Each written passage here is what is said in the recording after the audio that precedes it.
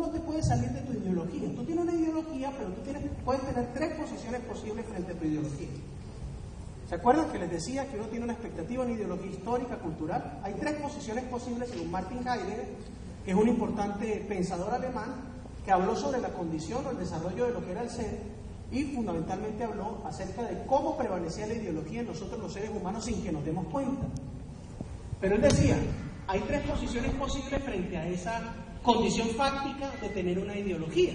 Él le llamaba facticidad. Facticidad porque era una condición de hecho, era algo que ocurría, no era algo que podría ocurrir. Era una condición de hecho llamada facticidad. Y la facticidad del ser humano es estar sumergido en una cultura, un posicionamiento histórico, una situación social, de la cual deriva una forma de asumir, porque ni siquiera es una información cognitiva. Decimos ideología no en un sentido cognitivo, a pesar de que venga de la palabra, de la misma raíz griega eidos, ¿no? Decimos que es una condición esencial, que no deriva en idea cognitiva, sino en un asunto que se asume. Perdón, fíjense ustedes, ahí se fue la grita, mejor bien. Cuando usted está siendo un padre de familia y usted le dice a su hijo, tome el tenedor con la mano derecha, el cuchillo con la mano izquierda y cámbialo cuando quiera cortar la carne, usted no solo le está enseñando a tomar los cubiertos, sino que usted le está dando mucha información sin que usted se dé cuenta que se la está dando. O sea, el niño está recibiendo información ideológica permanente. Ahí hay una posición sobre el estatus de la familia, sobre la condición de mando que usted tiene como padre, sobre el lugar que él tiene en la mesa, sobre cómo debe asumir la relación con él, la comunicación, el posicionamiento comunicativo. Sí, son muchas informaciones en una sola orden. Entonces, esta condición cultural no es algo que prevalezca porque haya una instrucción que usted aprende en la casa y que le dicen que así debe ser. Son hábitos, costumbres, donde se adiciona también una información comunicativa que va más allá de lo que se dice concretamente, y usted va elaborando una posición ideológica no consciente del mundo. Entonces, por ejemplo, las mujeres empiezan a valorar el matrimonio. Recientemente, y digo recientemente, en los últimos 40 años, se da la posibilidad de que la mujer trabaje, entonces se posiciona de una forma distinta, pero todavía coexistiendo con ese rol que tenían las madres 40 años atrás. Entonces hay un conflicto, porque entonces ahora la mujer puede ser madre y puede trabajar, pero entonces no es muy justo ni equitativo que tenga que llevar a cabo las dos labores y al mismo tiempo ser responsable de los sentimientos que se dan dentro de una relación de pareja donde ella considera que es la que más entrega. Pues todo esto es una información ideológica que usted tiene sin tener o sin generalmente cuestionarla. Así todo el mundo la ha manejado, así siempre ha sido. Entonces hay tres posiciones posibles que usted puede tener frente a esa expectativa ideológica. La primera la llama Heidegger indiferenciación.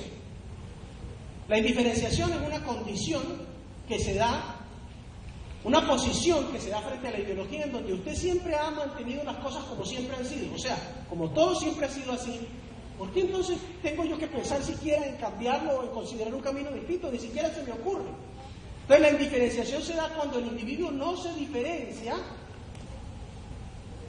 de lo que su cultura y su momento histórico le indican en un sentido no consciente. Esa es la indiferenciación. Pero se da también otra posición, una segunda posición que llamamos inautenticidad. La inautenticidad se da cuando el individuo descubre que hay un camino posible que es distinto a lo que siempre le han enseñado, pero tiene tanto temor de tomarlo que se repliega y sigue siendo como siempre ha sido. O sea, la inautenticidad es la oportunidad de cambiar, pero el miedo concomitante a las implicaciones del cambio, y por eso el replegamiento a hacer como siempre se hacía. Y está la tercera posición, que es la autenticidad. La autenticidad es la posición deseable y es la alternativa de enfrentar la ansiedad, o sea, el vértigo que implica hacer el propio camino. Entonces, por ejemplo, un ejemplo de la primera opción. Las mujeres que no se casan antes de 30 años, si pasan de los 30, entonces es preocupante, ¿verdad? La casa, por ejemplo, la pueden reprochar. No estoy diciendo que todos pensemos así, pero generalmente es la idea. Entonces la mujer llega a los 25, a los 28 y se preocupa, pero no sabe por qué. O de pronto sí sabe por qué, pero no sabe todo lo que implica su preocupación. O sea, es una situación de indiferenciación. Ella se preocupa, pero no es por algo que le haya dicho la mamá ni el papá. El papá y la mamá no le han dicho nada, pero ella ya empieza a preocuparse. El segundo ejemplo que podríamos dar de la segunda posición es la señora que se casó a los 16 años con su novio de toda la secundaria, tuvo 3 hijos, crió a los 3 hijos, los 3 hijos fueron a la universidad. Ella quisiera estudiar psicología, pero el marido se opone porque entonces ¿quién va a cuidar la casa? Entonces ella le da miedo que tener problemas con el marido y se queda como ama de casa deseando ser psicóloga toda la vida. Eso es un modo de ser inauténtico.